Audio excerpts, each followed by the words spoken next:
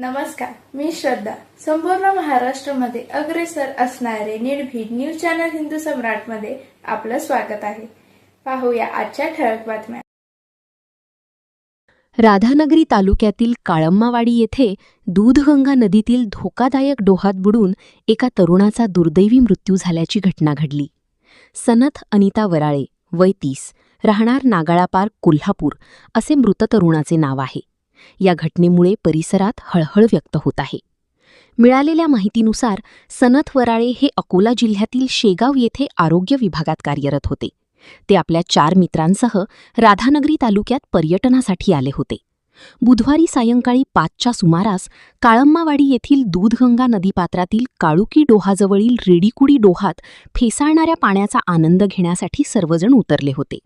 यावेळी पाण्याचा अंदाज न आल्याने सनथ वराळे खोल पाण्यात जाऊन बुडाले. घटनेची माहिती मिळताच नातेवाईकांनी घटनास्थळी धाव घेत राधानगरी पोलिसात खबर दिली. बुधवारी सायंकाळी पोलिसांनी शोधमोहीम सुरू केली. मात्र अंधार पडल्यामुळे मोहीम थांबवण्यात आली.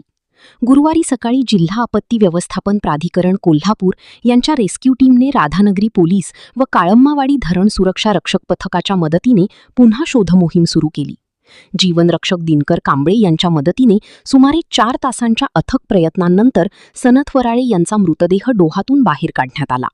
त्यानंतर मृतदेह ग्रामीण रुग्णालय राधानगरी येथे शवविच्छेदनासाठी आणण्यात आला. दरम्यान काळम्मावाडी येथील या धोकादायक डोहात यापूर्वीही 10 पेक्षा अधिक जणांचा बुडून मृत्यू झाला आहे.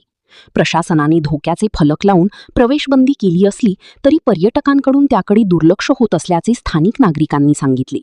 त्यामुळे या ठिकाणी कायमस्वरूपी सुरक्षा व्यवस्था उभारून पर्यटकांना कडक प्रवेशबंदी करावी अशी मागणी स्थानिकांकडून करण्यात येत आहे. हिंदू सम्राट न्यूजसाठी संजय कांबळे, राधानगरी.